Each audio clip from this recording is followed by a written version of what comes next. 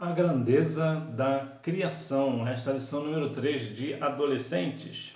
A mensagem: pois foi o Espírito de Deus que me fez, e é o sopro do Todo-Poderoso que me dá vida. Jó capítulo 33, versículo 4. Vamos descobrir. Você já parou para pensar na grandeza do universo, dos mundos animal e vegetal e no corpo humano? Os detalhes são tão grandiosos que impressionam a qualquer observador, até mesmo aos cientistas. Quando imaginamos a criação, o universo, já te dei aqui o tamanho do universo, né? Só você multiplicar 1,5 trilhão vezes 93 bilhões. Esse será o tamanho do universo em quilômetros. É grande, né? É bem grande. E além do universo, nós também temos o mundo animal e vegetal e o corpo humano. O corpo humano, por exemplo, nós vamos já falar, tem algumas questões bem específicas e complexas. E infelizmente tem pessoas que ainda acreditam que não foi Deus quem criou o homem. Há pessoas que acreditam que não foi Deus que criou o universo e nem mesmo que acreditam na existência de um Deus. Entretanto, nós concluímos, podemos ver pela palavra, nem precisamos da palavra de Deus. Somente pelo vendo ao nosso redor, nós observamos que existe algo por trás. Você olha para o seu corpo, por exemplo, e você vê a complexidade do seu corpo, você imagina, não é possível que seja resultado de uma evolução, de um Big Bang, de uma explosão ou coisa do tipo. Não é possível, porque é complexo demais, é muito complexo. Então, veja que de todas essas coisas só existem por causa da vontade de Deus. Deus sentiu o desejo, né? Quis fazer, mostrar o seu poder e assim o fez. Porque Ele é Deus e Ele faz o que Ele bem entender, do projeto que Ele quiser, da forma que Ele quiser, porque Ele tem todo o poder. Hora de aprender o relato da criação, a criação dos céus e da terra. A criação foi feita a partir do nada.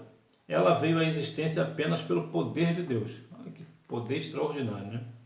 Do primeiro ao quarto dias de criação, Deus preparou todo o habitat para receber os animais e os homens. No primeiro dia criou os céus e a terra. No segundo, já que ele criou o dia, no primeiro dia criou os céus e a terra e a luz. E para que a luz? Uma vez que Deus não precisa de luz, porque Ele é a luz. A luz foi criada para o homem, para que nós venhamos, para que nós pudéssemos ver, né? No segundo, fez divisão entre a água. Sim, na época ainda não existia o homem, mas quando o homem surgisse, já era para estar tudo preparado. Foi exatamente isso que Deus fez. Deus fez uma coisa para quando viesse a criação do homem, já existisse aquelas questões da qual o homem iria necessitar. No segundo, fez divisão entre águas de cima e águas de baixo. Olha a diferença de águas. O que é possível de ser água doce e água salgada. Deus fez a divisão. No terceiro, ajuntou as águas num só lugar e apareceu a terra seca. Olha que interessante.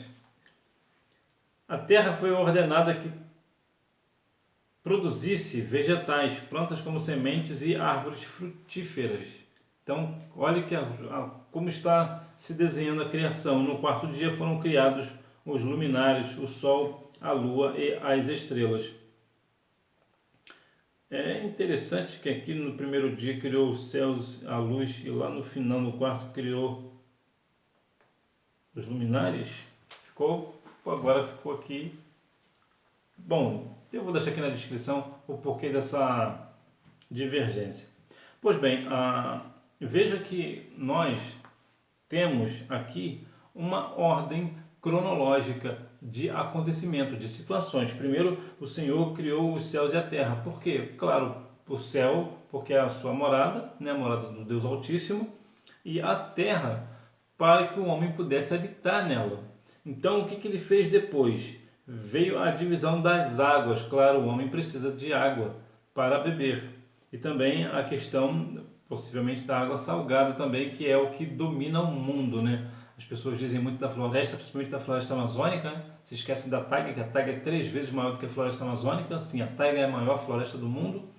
A diferença é que a floresta amazônica é a maior floresta tropical. E a taiga ela não é tropical, ela é subtropical. Mas em área de extensão, né, em área, a taiga é 3 vezes maior do que a floresta amazônica. A floresta amazônica tem cerca de 8 milhões de quilômetros quadrados e a taiga tem 25 milhões de quilômetros quadrados. Então você vê aqui que já tem essa questão. No terceiro dia, ajuntou as águas no seu lugar para aparecer a terra seca. Sim, agora tem a terra propriamente dita e foi dado uma ordem para a terra para que ela desse vegetais, plantas como sementes e árvores frutíferas. Para quê? Para quando o homem chegasse já ter o que comer. No quarto dia foram criados os luminares, o sol, a lua e as estrelas. Ah tá, os luminares, agora tá. A questão da luz aqui é diferente. Os luminares, o sol e a lua são distintos. Pois bem, então aqui estamos falando de dia e de noite, porque na bem da verdade, veja que o homem precisa do sol e da lua, né? Principalmente do sol, que é a luz principal que nós temos, para que nós venhamos, assim, ter inclusive a vitamina D, né? E mais uma questão aqui, só para colocar um pouco de lenha na fogueira, o melhor horário para tomar sol é de meio-dia às 2 da tarde. Apesar que eu sei, a mídia fala completamente diferente, mas a verdade é essa. O melhor momento de tomar a vitamina D do sol é de meio-dia às 2 da tarde. O sol é o melhor suprimento de vitamina D que existe. Então o homem precisa desse negócio. Deus criou o mundo animal. Tendo criado o habitat perfeito, o Senhor no quinto dia criou toda a diversidade de espécies de seres vivos, aquáticos e das aves no quinto dia. Em seguida, toda a diversidade de espécies de animais selvagens, domésticos e que se arrastam sobre a terra no sexto dia. Olha que cada dia foi colocando, né? Quando Deus ordenou que fossem criados todos os tipos de seres vivos do mar e da terra, milhares e milhares de criaturas surgiram em um número impossível de ser catalogado. E como tudo isto veio a existir? Por meio da palavra de Deus. A voz de Deus é poderosa da vida. Então veja que toda a questão do mundo animal, todo o sistema, tudo foi feito, criado pela palavra do Senhor. O Senhor disse para existir e simplesmente existiu. É um poder extraordinário, é espantoso, é incrível, é fantástico o poder extraordinário que o nosso Deus tem de criar, e Ele é por isso chamado o Criador, porque foi Ele quem criou todas as coisas, inclusive você. A criação é maravilhosa, a grandeza da fauna. A expressão fauna é utilizada para indicar o grupo de todos os animais. A palavra também pode ser utilizada para destacar os seres de determinada região. No Brasil, no dia 22 de setembro, é comemorado o Dia da Fauna, pois nosso país tem grande parte da biodiversidade da fauna e flora do planeta. São mais de 100 mil espécies. Só em terras brasileiras, por exemplo, segundo os institutos especializados, são cerca de 15 milhões de diferentes insetos e mais de 3 mil espécies de peixes. Olha, isto é somente em água doce, a natureza testemunha o poder do Criador. Se falando em água doce, falando só aqui em questão de 15 milhões diferentes de insetos, e aqui no caso da água, né, 3 mil espécies de peixes na água doce, imagina no mar, que 95% dos oceanos nós não conhecemos. Se falando em oceanos, eu falei sobre a questão da floresta taiga e a floresta amazônica.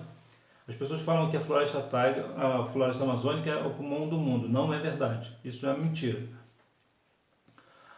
Mas porque dizem que a floresta, o verde é que domina o mundo. Não é verdade. O que domina o mundo no sistema nosso são os oceanos. Vou te dar um exemplo bem apocalíptico aqui.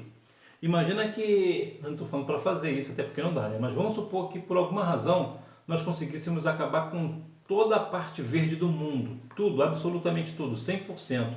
Sabe o que aconteceria? Eu vou te dizer o que aconteceria.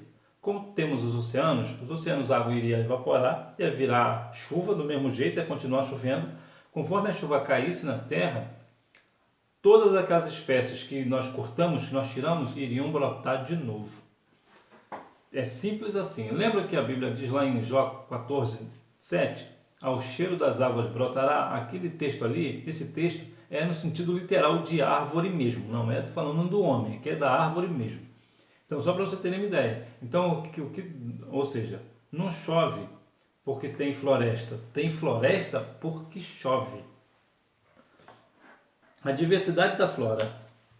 Estima-se no Brasil esteja de 10 a 15% de toda a biodiversidade do planeta. São cerca de 46 mil espécies de vegetais, divididos em várias categorias. Estas plantas e os produtos delas derivados são utilizados para alimentação, medicina, vestuário, construção civil, móveis, fabricação de papel, produção de perfumes, etc. Sem essa diversidade da fauna, a vida humana seria impossível.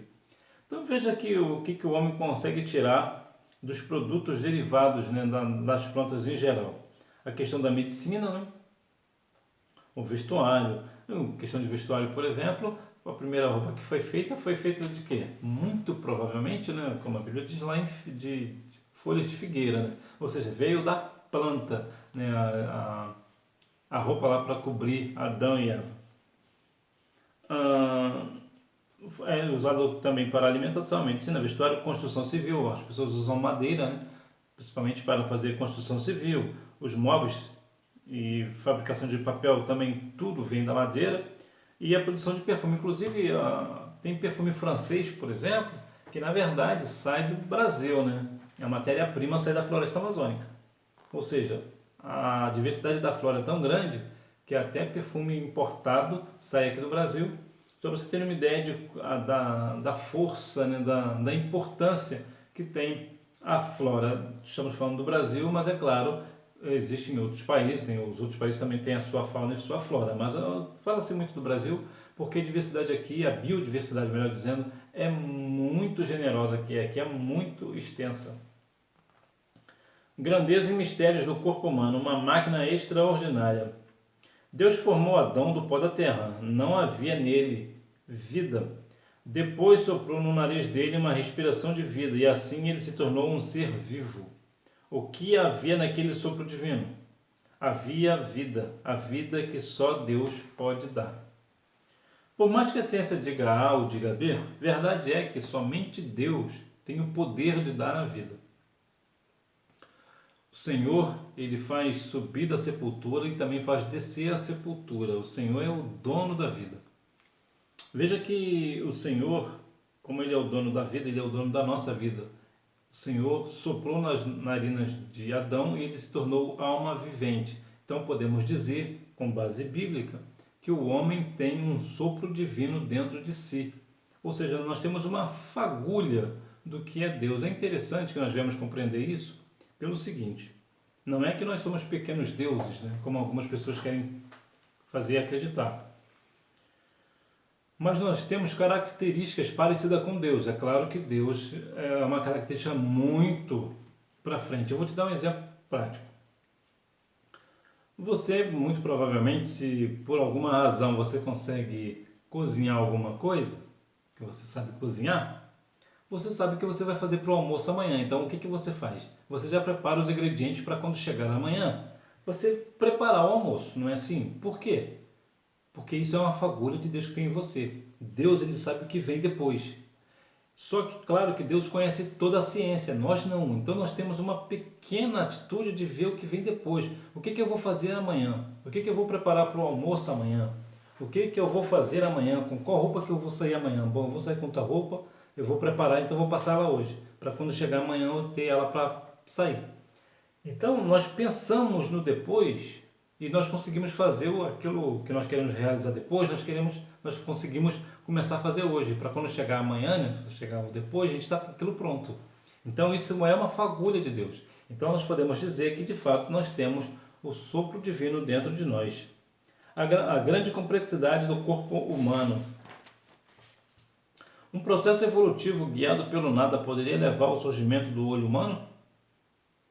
Não mesmo. Deus criou cada detalhe do ser humano. Se falando em olho, é muito provável que você tenha uma boa visão, né? Geralmente pessoas na adolescência têm boa visão. Mesmo assim, eu vou te dar uma cura que vai fazer com que os seus olhos fiquem sempre novinhos em folha. O que é? Acredite, ovos cozidos. Isso mesmo, principalmente a gema. Ele tem uma substância, que eu não me lembro agora o nome, que faz com que os olhos ficam sempre jovens. Se porventura você já tiver uma deficiência na sua visão, os ovos, a gema, não fará com que ele se conserte, que melhore, mas vai impedir que piore. Porque, de fato, o ovo ele é essencial na visão humana. Agora, se falando só da visão humana, como é possível essa complexidade da visão humana capaz de ver tantas coisas? Por exemplo, as meninas, né, conseguem ver muito mais cores do que o homem. Isso aí não tem. Inclusive consegue distinguir, né? A mulher consegue fazer uma coisa que acho que nenhum homem consegue fazer, que é distinguir o creme, né, a cor, né? Cor creme, marfim, eu esqueci a outra agora, creme, marfim e bege. A mulher consegue distinguir, a mulher consegue distinguir violeta, magenta, roxo, lilás, e nós não. Então, se falando nisso, se falando em cor, a mulher consegue ver muito mais cores do que nós ao mesmo tempo, né? Do que nós homens, né? Então você vê a complexidade do olhar, a complexidade dos olhos. Então nem vai entrar em questões de cérebro, de pulmão, de rim, de fígado, de coração, porque é muito complexo o corpo humano. E sim, foi Deus quem fez. É completamente complexo porque de fato é a questão de Deus. Somente Deus pode fazer algo tão complexo e ter grande harmonia, né? A vida não surgiu por acaso. O que dizer diante da grandeza do corpo humano? Pensar que somos fruto do acaso e da sorte é rejeitar o princípio de que toda a criação é obra de uma mente inteligente. Esse ser superior que tudo criou é o único Deus verdadeiro, o Todo-Poderoso. Sim, Deus é o Todo-Poderoso e é por isso que Ele nos criou. Porque Ele tem todo o poder, inclusive Ele tem poder para fazer o homem, por isso Ele o fez. O Senhor, Ele fez toda a criação. Então o Senhor, Ele é o Criador de todas as coisas. Não tenha dúvida no seu coração sobre isso. Ainda que as pessoas queiram dizer sobre a questão da evolução, do Big Bang e tantas outras questões por aí afora, que o homem veio do macaco e tantas outras coisas, nada disso tem fundamento bíblico, nada disso, nem mesmo científico, né? É curioso que a evolução, na verdade, ela não tem fundamento científico, né? Olha que interessante, né? Conclusão. Tudo foi criado por Deus, os céus, a terra, o sol, a lua e as estrelas, todos os animais grandes e pequenos, as incontáveis plantas do reino vegetal e os seres humanos. Tudo foi criado de uma forma poderosa. A criação é convocada todos os dias para louvar ao Criador. Todos os seres vivos louvem o Senhor. Aleluia! Todos nós devemos louvar ao Senhor. Você já observou que os pássaros cantam? Estão louvando a Deus. Os animais, toda a questão da criação, mais uma vez aqui eu vou falar do hino 124, né? Todo ser gigante, todo verme, tudo louve ao Senhor. E, inclusive, nós, como somos a obra-prima de Deus, nós devemos engrandecer ao Senhor, porque de toda a criação de Deus, o homem é o único que tem uma alma eterna. Somente nós moraremos no céu, somente nós. De toda a criação, de todos milhares e milhões de vidas que Deus criou, foi o Senhor, deu apenas ao homem o direito de entrar nas mansões celestiais. E por isso nós devemos louvar o Senhor sempre, engrandecer a beleza da sua santidade. Que Deus em Cristo continue abençoando a sua vida. Eu vou deixar aqui para você esta colinha aqui para você, ó,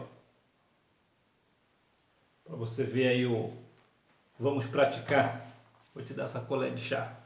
Que Deus em Cristo continue abençoando a sua vida, que você tenha uma boa aula. Não deixe de ir à Escola Bíblica Dominical, até porque quem faz a escola é o aluno. Tchau!